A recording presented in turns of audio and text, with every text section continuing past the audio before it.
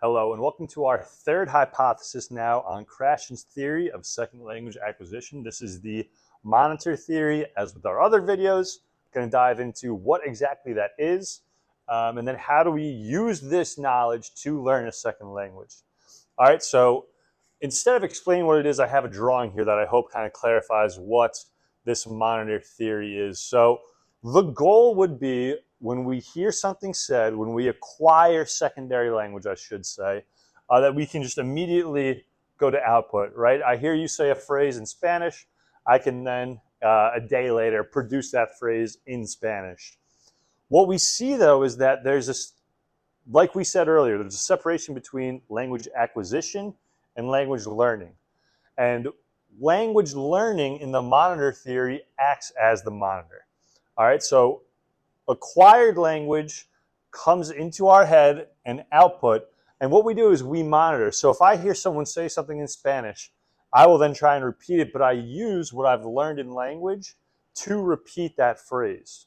So I'll make sure grammatically that the rules align with what I know before I say what I'm going to say, or before I write what I'm going to write. So we acquire, generally that's how we learn this language, is through acquiring the language. Remember, that is indirectly learning it, so communicating, where the goal is not language learning, it's just communication.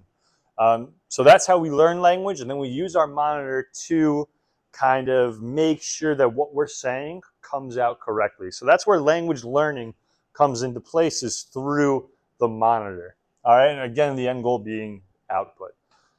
So with this information now, how do we best use this to learn a new language? And before we get into exact steps to take, it's important to note that Krashen talks about the problems with an over-monitor or an under-monitor. So the over-monitor can be someone who has paralysis by analysis, right? They want to say something, they know generally what to say, but they have to make sure that every point is said perfectly correctly and that their translation is perfectly done.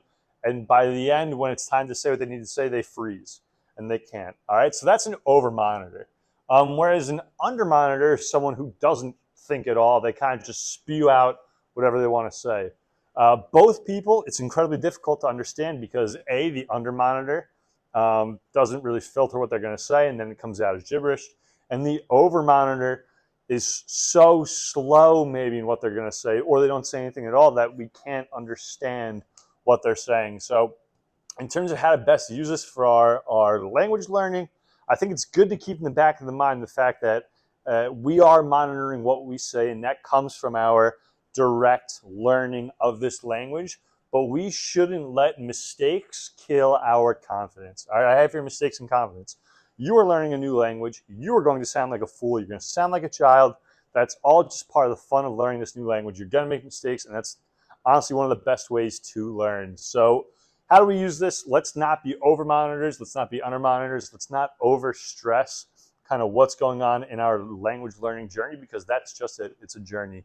And a couple of mistakes here and there shouldn't kill that for us. So that's kind of it for the third part of Krashen's theory on second language acquisition.